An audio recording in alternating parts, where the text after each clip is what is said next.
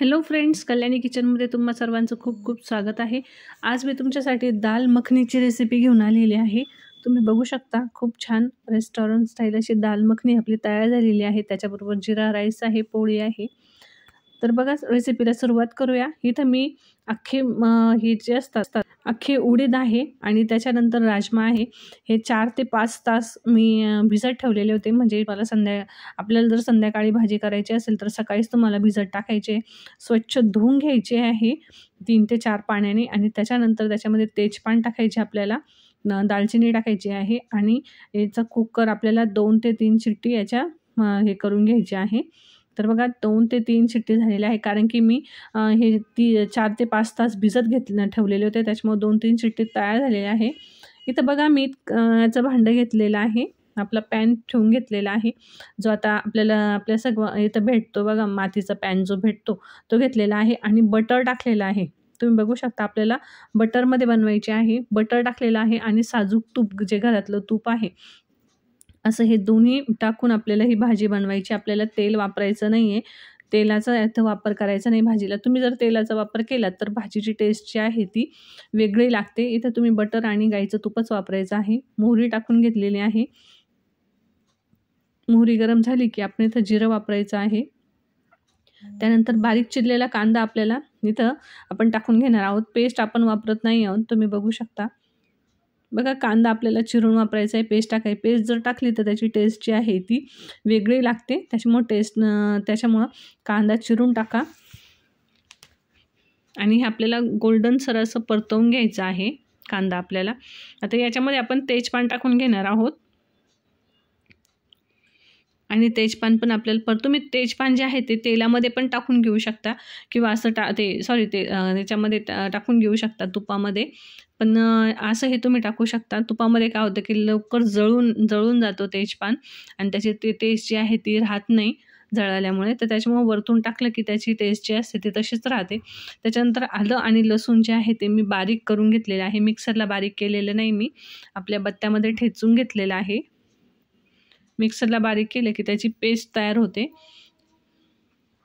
तुम्ही मिक्सरला बारीक करू शकता किंवा अशा प्रकारे बत्त्यामध्ये ठेचून पण टाकू शकता आणि आपल्याला अशा प्रकारे सर्व व्यवस्थित गोल्डनसर असं परतवून घ्यायचं आहे, छानसर याला कलर येऊपर्यंत। इथं बघू शकता तुम्ही।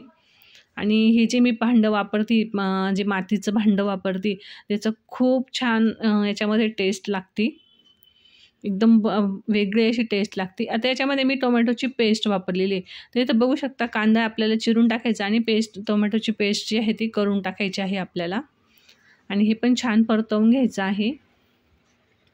तर बघा ही जे याची रेसिपी याच्यामध्ये जे आहे मातीच्या भांड्यामध्ये मी पहिल्यांदाच ही रेसिपी ट्राय करून बघितलेली आहे।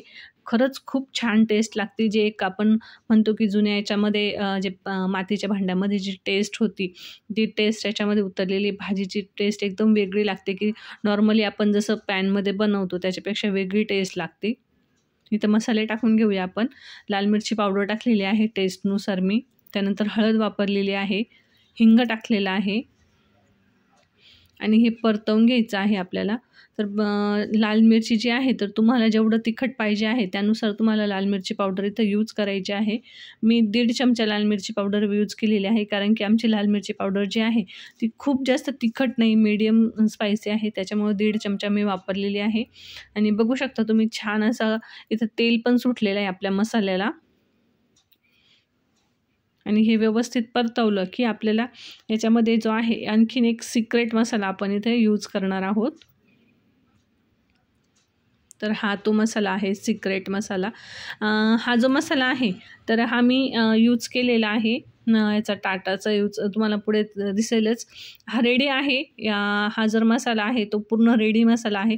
तो तुम्हाला पाहिजे असेल तर तुम्ही हा मसाला जो आहे फक्त हा मसाला यूज करायचा आहे आणि कांदा वगैरे न यूज करता डायरेक्टली ग्रेव्ही मिक्स आपण जसं म्हणतो तसा हा मसाला आहे। तर इथे बघू शकता टाटा संपन्नचा हा मसाला आहे, दाल मखनी ग्रेव्ही। तर बघा अशा प्रकारे याचं पॅकेट येतं आणि याच्यामध्ये जे आहे तुम्हाला जर पाहिजे असेल तर म्हणजे आता तुम्ही जर 2-3-4 माणसांसाठी जर भाजी बनवताय तर त्यासाठी तुम्ही जे आहे तर हे बनवू शकता. आणि जर तुम्हाला थोडी जास्त बनवायची असेल तर तुम्ही कांदा टोमॅटो जे आहे ते सेपरेट थोडंसं मी जसं टाकलेलं आहे त्याच्या प्रकारे वरतून टाकून पण तुम्ही बनवू शकता. तर हे आपण आपल्याला छान परतवून घ्यायचं आहे. आणि आता याच्यामध्ये आपल्याला जे उकडवलेले आपण जे आहे उडीद आणि राजमा तो आपल्याला इथं ॲड करून घ्यायचा आहे. तर बघू शकता याचं पाणी पण थोडंसं असं काळपट पाणी येतं. काळपट आपण उकळवल्यानंतर काळपट होतं, त्याच्यामुळे पाणी जास्त वापरायचं नाही. जे उकडलेलं पाणी असतं ना ते जास्त वापरायचं नाही. फक्त आपल्याला राजमा आणि उडीद आपल्याला इथं यूज करायचे आहे.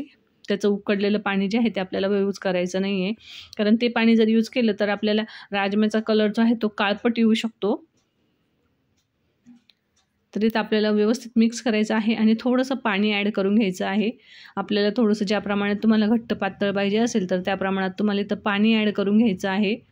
आणि भाजीला छानशी आपल्याला उकळी घ्यायची आहे.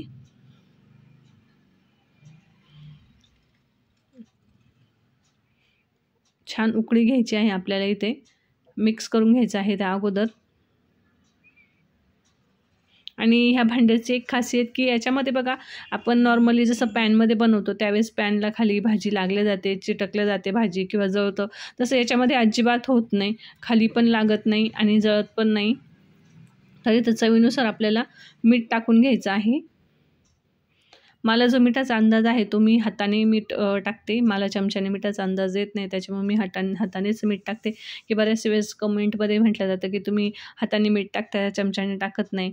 तर प्रत्येकाला एक अंदाज असतो प्रत्येकाचा, जो माझा पहिल्यापासून आहे की हाताने मीठ टाकल्यानंतर भाजीमध्ये मीठ कमी जास्त होत नाही.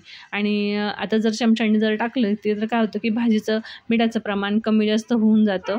तसं एक मला तो हाताचा अंदाज आलेला आहे माझ्या, त्यामुळे मी हाताने टाकते. तर भाजी आपल्याला छानशी उकळायची आहे. तर बघू शकता मस्त अशी घट्टसर आपली भाजी तयार झालेली आहे.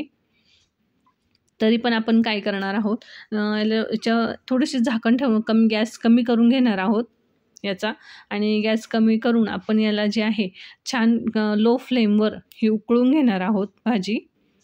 तिथं बघू शकता एक छानशी उकळी आलेली आहे. आणि आपण परत आता गॅस झाकण ठेवून लो फ्लेमवर छान अशी 2 ते 5 मिनटं आपण ही उकळून घेणार आहोत भाजी. तर 2 ते 5 मिनटं झालेली आहे आणि इथे तुम्ही बघू शकता की आपली भाजी जी आहे छानशी अशी तयार झालेली आहे आपली ग्रेव्ही.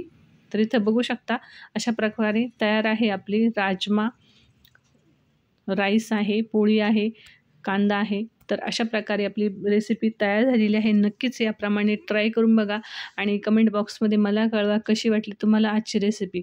माझ्या रेसिपीज आवडत असेल तर माझ्या चॅनलला सबस्क्राईब करायला विसरू नका. लाईक करा, शेअर करा आणि बेल आयकॉनवर क्लिक करा.